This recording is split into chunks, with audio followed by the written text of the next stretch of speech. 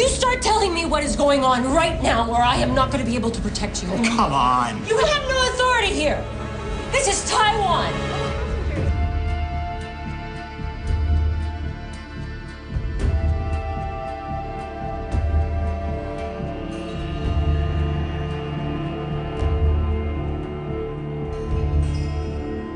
Formosa Betrayed is set in the early 80s, and it's basically the story of the murder of a Taiwanese American professor. Yes.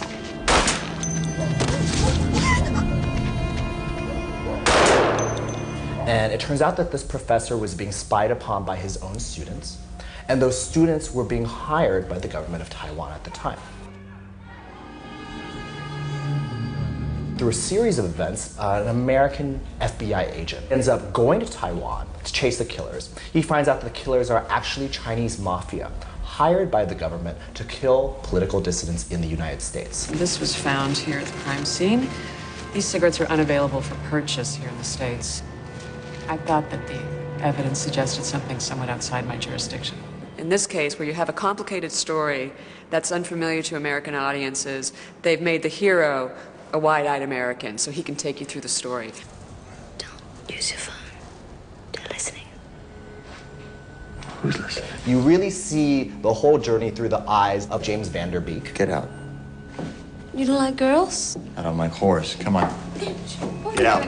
His quest is to find the truth and to bring justice to these people. And he finds out that there's this whole layer and a whole level of things that goes way, way beyond what he's ever expected or ever understood. Government here is highly dependent on ours. No, the government here, and ours I might add, are only concerned with making sure this island doesn't become subject to a communist takeover. And that's it. Oh, come on!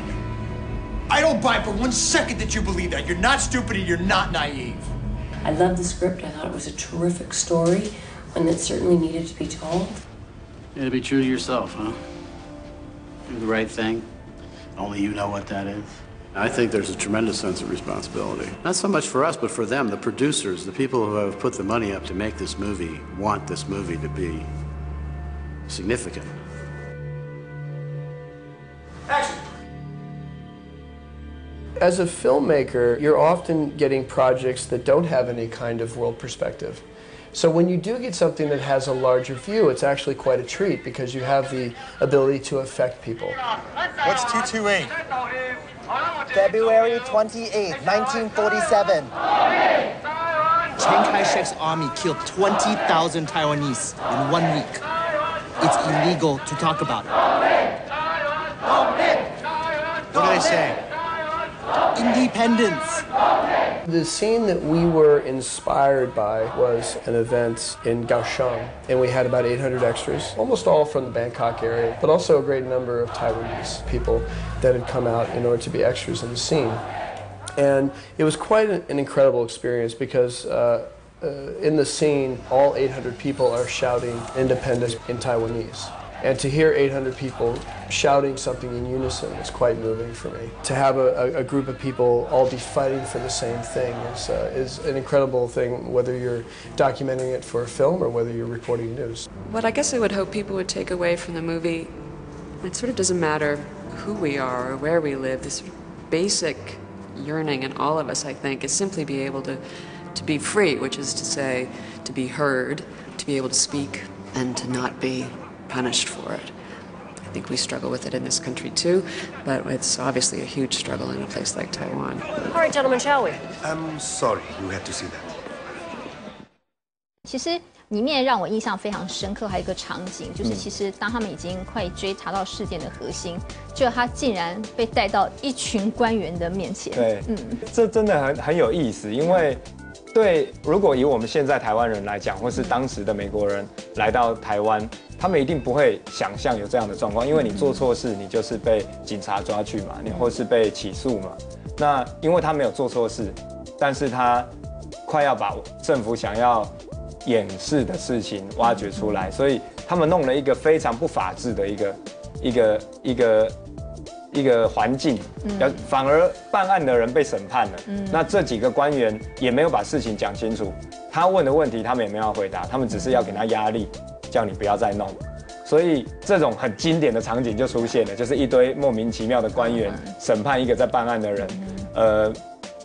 我相信他其实是到那一个时候啊，他才真的觉得他不是在办一件命案而已。对，而且是整个政府、整个公权力在跟他对抗。他本来只是觉得莫名其妙的状况，他想要抽丝剥茧找出来，但是在那个时间点，他开始觉得他在跟台湾的公权力对抗。我觉得这对我们很多的观众朋友，尤其是现代很多比较年轻的观众朋友来说，他们可能会觉得这是不可思议，因为如果是在现代的年代，怎么可能会发生？对，所以其实这个电影会让你去感受到这个电影所要塑造当时的氛围。对，你可能看起来你会觉得啊，好像在看另外一部好莱坞电影，在讲中南美洲，或是办案办到泰国去，办案办到中国去，办到东欧去，结果你发现哦，这不是，这其实是80年代的台湾。Communist spy. You can imagine all the problems we have here. I always say that the movie is really about two themes.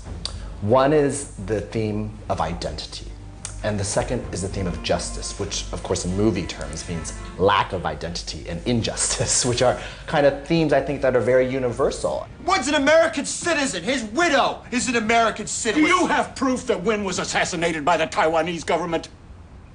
Because this is still the Federal Bureau of Investigation, and we deal in proof. And if you're gonna create an international incident, you damn well better have something more than just your word to go on. You know, there's a little history in here. And the human relationships in it are really well written. And then they're gonna have the exotic Far East. Our Jake goes off to Taiwan, and he is befriended by Ming. Don't. Ming is, a person who is struggling for, his country's identity and independence and working from the inside. That's the relation, the emotion is what people are going to connect to, because that's really what this is about.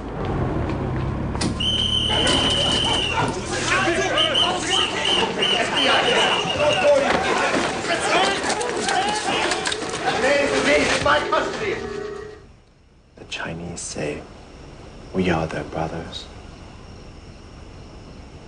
But if we are brothers, why do they treat us like this? It's important to me that this movie goes out to the widest audience possible, that people go see this movie because they're fascinated by this subject matter and by this part of the world, but they want to see a good story and they want to be entertained, watching James Van Der Beek run around in Taipei.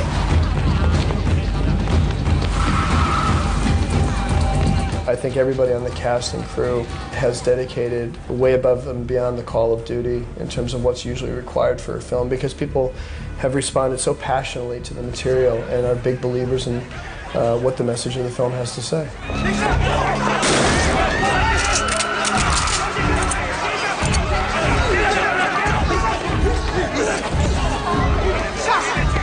I think it's an important movie. It's not just, it's a popcorn movie, of course. It's also a movie that I think will really make people ask a lot of questions. And that's I think, the best movie making is, right? The best movie making are those movies that really make you think afterwards, that sit with you for days, weeks, months afterwards. And I really hope that that's the type of movie we're making. 好，那 Freddy 就你自己看完这个电影，你自己的感想呢？我在台湾有很多的导演朋友，他们一直想要用台湾的历史题材或是政治题材来拍电影，但是因为台湾的社会开放其实才20年而已，所以他有很多的压力，这我们大概可想而知啦。就是他觉得拍了可能会有争议啊等等的。